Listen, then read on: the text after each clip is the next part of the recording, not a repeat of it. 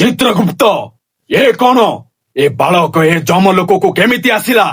ଏବେ ତ ତାର ସମୟ ହେଇନି। ଆମ ବୋଉ ଦଉଥିଲା ମୁଁ ଦେଇଥିଲା ଆମ ବୋଉକୁ ତାଲି ଦିଅ।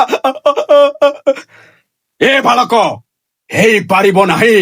ଜନ୍ମ ହେଇଛ ମାନେ ମୃତ୍ୟୁ ନିଶ୍ଚିତ। ଭଗବାନ ବି ଜନ୍ମ ନେଇକି ଏ ଧରା ପୃଷ୍ଠରେ ମୃତ୍ୟୁବରଣ କରିଛନ୍ତି। ହେଲେ ଭଗବାନ ଯେତେ ଥର ଦାନ ନେଇଛନ୍ତି ତାଙ୍କ ମା ତ ଅଧା ବୟଥିଲୁ ଯାଇନାହାନ୍ତି ନା।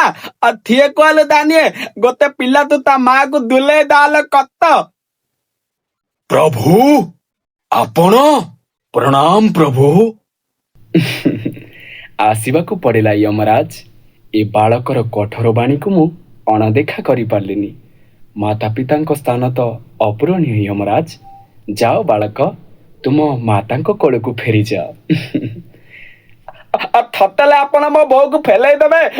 ଧନ୍ୟବାଦ ପ୍ରଭୁ, ଆପଣଙ୍କୁ କୋଟି କୋଟି ପ୍ରଣାମ, ଆପଣଙ୍କୁ କୋଟି କୋଟି ପ୍ରଣାମ ପ୍ରଭୁ। ତ ଭିଡ଼ିଓ କେମିତି ଲାଗିଲା କମେଣ୍ଟରେ ନିଶ୍ଚୟ କହିବ। ଲାଇକ୍ ସେୟାର ସବସ୍କ୍ରାଇବ କରିବ। ଆଉ ଏଇ ଏପିସୋଡ କିଏ କିଏ ଦେଖିଛ ତଳେ କମେଣ୍ଟରେ ନିଶ୍ଚୟ କହିବ। ରାଧେ ରାଧେ।